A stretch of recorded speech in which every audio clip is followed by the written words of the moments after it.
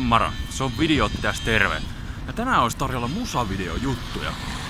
Suuntana olisi Himanka ja on artistituttavani Juho Kinaretin kanssa sinne menossa. Vähän niinku lokaatioita skauttaamaan.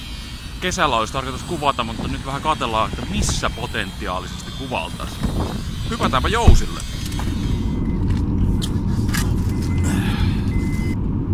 Mitä sä voit kertoa tästä Himanka-biisin synnystä? Tarkoitus ei ollut niin varsinaisesti tehdä Himanka-biisiä.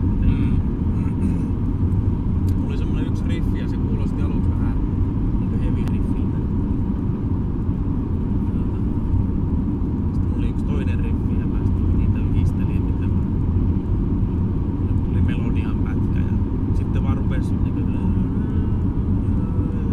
vähän voisi itse asiassa sopia jotain tämän tyyppistä ja lapsuuden muistoja. Nyt tehdään siis lokaatiot tutuiksi ja tässä olisi siis tarkoitus kesällä käydä kuvailemassa näitä hänen lapsuuden muistojaan. Tehdä tästä tämmönen vähän niinku dokumentaarinen, mutta silti sinemaattinen musiikkivideokokemus. Sitten kun rupesi myöhemmin, kun se oli vähän niin kuin se valmis se demo, niin miettimään, että siinä on oikeastaan niin kuin, siitä löytyy se semmonen, no ensinnäkin se on semmonen aika melankoolinen toisaalta, semmonen lapsuuden muistelukaihoinen jotenkin, mutta sitten siinä liittyy ne mun kaksi puolta Himankasta. Himanka, siihen aikaan kuunneltiin aika paljon heavy musiikkia myös ja siinä on se heavy riffi, mutta sitten siinä on myös se semmonen niin kuin suvanto lauluvaihe semmonen.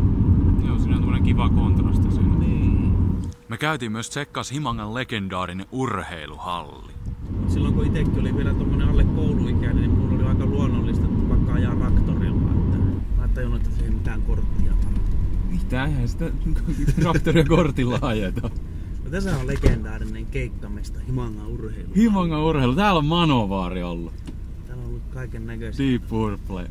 Aijan Gillan muistaakseni, se muisteli tätä kokemusta, niin se puhui, että siellä oli joku perunalaatikoiden päälle pyykattu lavaa ja se sitä muisteli. Lähestymistapa on hieman erilainen. Kuunneltiin tosiaan Juhon kanssa hänen demottamiaan biisejä ja tää jäi silleen niin kuin ensimmäisenä mieleen. On myöskin muita vaihtoehtoja olemassa, mutta tää olisi semmonen niin kuin musavideobiisi. Kyllä mä uskon, että kun kesä tulee ja kaikki luonto puhkeaa kukkaansa, niin saadaan hieno video aikaiseksi näillä seuduilla maisemilla.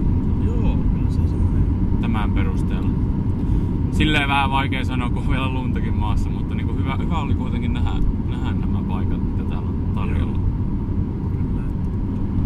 Säkillinen evästä mukaan. Joo. Himanka kierrospäin. Joo.